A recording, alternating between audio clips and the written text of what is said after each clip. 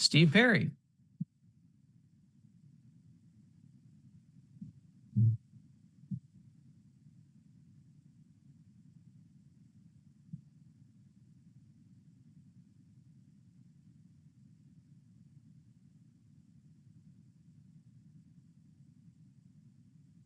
Good morning, Commissioners. Glad to see you here again. This is my 15th time now speaking in front of the board and the Tourism Development Council. I'm going to go back over a couple items that were discussed back on September 2nd when we were lucky enough to have a little bit of engagement with this board during public comment. During that public comment, my colleague, Mr. Ruby, was able to have a rather long engagement, and Commissioners Goodwin, Commissioner Cox, and Commissioner Ketchel all brought up the issue of the zinc chromate that I've been talking about for over a year now to this board. And during that lucky enough, fortunate dialogue, you guys all raised issues and said, we need to look at this. And basically it's been radio silence since that from the board. No comment back except for when we come and speak to you. No reply, no nothing about that. Now you may have done something behind the scenes and discussed amongst yourself about this. Commissioner Goodwin, you said, can't we do some testing? I think Commissioner Cox, you mentioned this and everything, but 6 months now and complete radio silence on this issue. During that meeting also, Chairman Mixon specifically made comment 3 times to make this an agenda item. We sent a request in January 8 weeks ago to submit a video and request an agenda item. To this date, we have received no response, no reply, no acknowledgement of our communications to this board. Complete radio silence. With that said, again, we would like to request possible dialogue. I would love to be able to speak and sit down with you. I even have the specification of the book, the ship, 700 pages, and I'm going to read some passages from it that talks about zinc chromate to you. But we need to have some dialogue because it seems like, and I apologize if it sounds like I'm being accusatory, it seems like you're ignoring this issue. And you've gone on public record saying we should address this, we should look into it. But again, radio silence. As you guys all know, with the fact that we wanted to submit Mr. Todd Osborne's video, who is a professor with a PhD, we have not submitted it to you for the reason of no response from this board. As a result, we've gone public with it to media and everything. So it's out in the public domain, you can see it. I would still like to send it to you if the board or the county commissioner's chair would, or the people would like to address that issue. So with that said, you all know Ms. Erin Brockridge has posted a Facebook page about this and raised the issue of zinc chromate and especially hexavalent chromium. We all know who she is and what she was able to achieve to prevent and solve a problem that existing out in California back in the 1990s. And at that time, that was a result in the largest class action lawsuit in the United States and an awarded judgment of $333 million.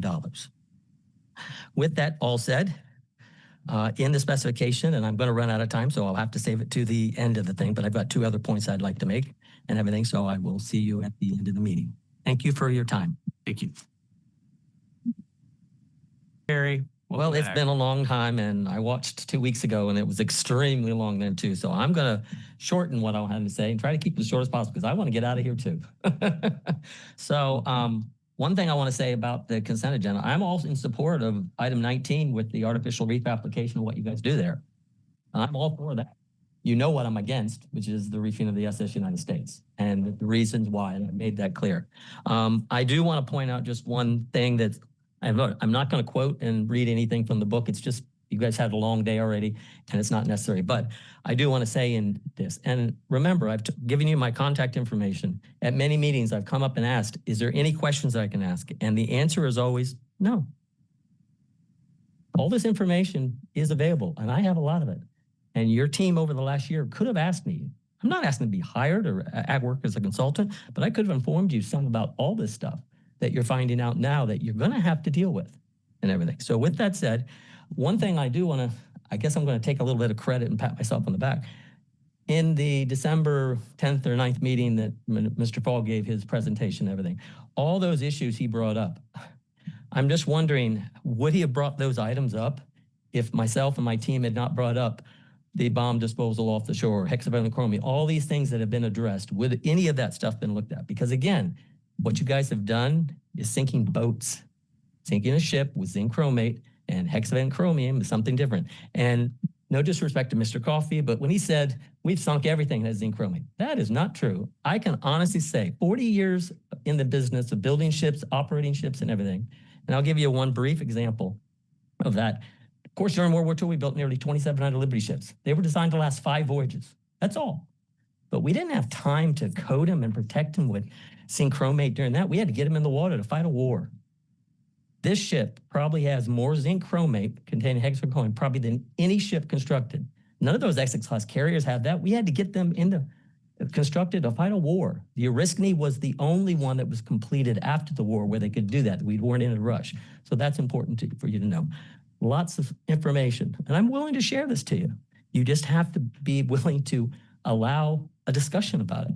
So with that said, another thing that he brought up, there will be galvanic corrosion because all the stuff you've sunk is either steel vessels, aluminum. When you have steel and aluminum in the same vessel, you have a thing called galvanic corrosion, and that will occur.